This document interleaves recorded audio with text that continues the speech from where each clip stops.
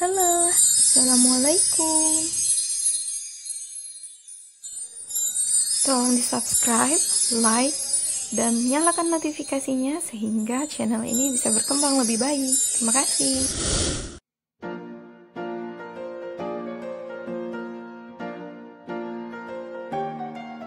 Selanjutnya, ayo kita amati kasus atau permasalahan dalam video berikut ini. Apakah kegiatan yang telah dilakukan menyebabkan pencemaran pada sungai? Ya, membuang sampah ke sungai mampu menyebabkan air tercemar dan menghambat arus sungai. Sebelumnya, tahukah kalian apakah pencemaran air? Pencemaran air adalah masuknya zat, makhluk hidup, atau komponen lainnya ke dalam air. Air dikatakan tercemar apabila air mengalami perubahan warna, bau, rasa, dan keasaman.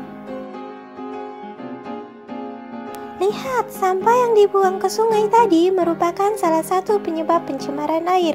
Sampah-sampah yang dibuang ke sungai akan menghambat arus sungai dan menyebabkan bau yang busuk dan warna yang tidak sedap. Selain itu, air yang hambar berubah rasa, air mempunyai pH atau derajat keasaman yang jauh dari pH normal, suhu pada air meningkat, terdapat endapan, dan bertambahnya mikroorganisme.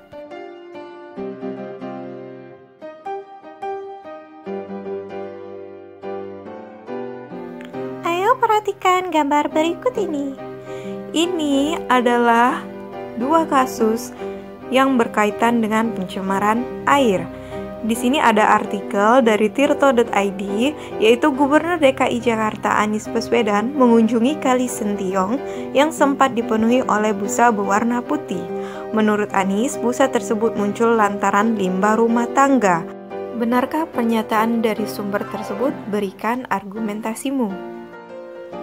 Pernyataan tersebut benar ya, karena deterjen itu merupakan limbah rumah tangga yang berasal dari bahan anorganik yang mengandung zat beracun dan akan berdampak negatif pada lingkungan, terutama air, sehingga menyebabkan pencemaran air.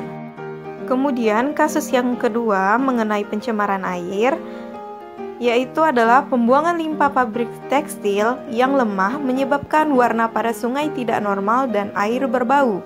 Berdasarkan permasalahan tersebut, apa faktor penyebabnya? Faktor penyebabnya yaitu adalah pembuangan limbah pabrik tekstil ke sungai. Ini tidak diperbolehkan. Dan termasuk jenis limbah apakah? Limbah industri. Jadi limbah pabrik merupakan termasuk dari limbah industri. Apa dampaknya? Yang pertama, terganggunya keseimbangan ekosistem yang diakibatkan dari adanya penurunan kualitas air oleh bahan pencemar. Misalnya itu limbah organik dapat menyebabkan peningkatan mikroorganisme sehingga menghambat masuknya cahaya matahari ke dalam air dan tentunya akan mengganggu keseimbangan ekosistem di dalamnya. Kemudian menimbulkan berbagai penyakit. Karena ada air yang tercemar oleh bahan-bahan yang berbahaya dan beracun ataupun virus, bakteri, tentunya akan memberikan dampak yang buruk bagi kesehatan kita sendiri. Kemudian mengganggu pemandangan, misalnya dikarenakan adanya perubahan warna air yang tidak baik sehingga terlihat kurang nyaman di mata kita. Dampak berikutnya yaitu pemekatan hayati. Yang dimaksud dengan pemekatan hayati yaitu meningkatnya kadar bahan pencemar melewati makhluk hidup. Nah, ini biasanya berkaitan dengan rantai makanan atau jaring-jaring makanan.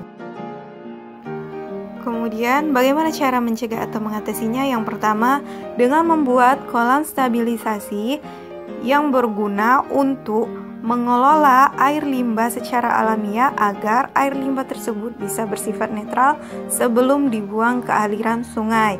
Ini bisa dengan menghilangkan bahan pencemar ataupun mematikan mikroorganisme patogen. Kemudian bisa mengatasinya dengan instalasi pengolahan air limbah atau IPAL dengan menggunakan alat-alat khusus yang sudah dirancang dengan memiliki berbagai tahapan hingga air limbah tersebut bersifat netral. Kemudian, menjauhkan sumber polutan dari sumber air.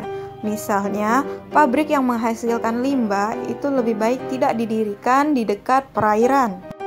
Selanjutnya, cara mencegahnya yaitu dengan memberi sanksi tegas kepada pabrik yang melanggar. Nah, ini sebenarnya peranan dari pemerintah. Namun, sebagai warga yang baik, kita juga berperan dalam mengingatkan untuk tidak melakukan hal-hal yang melanggar. Nah, itulah tadi pembahasan mengenai pencemaran air. Semoga apa yang sudah kita bahas bersama-sama bisa kita pahami dan akan bermanfaat bagi kita semua. Untuk lanjutannya mengenai pencemaran tanah dan pencemaran lingkungan secara umum bisa dilihat di video berikutnya. Wassalamualaikum warahmatullahi wabarakatuh.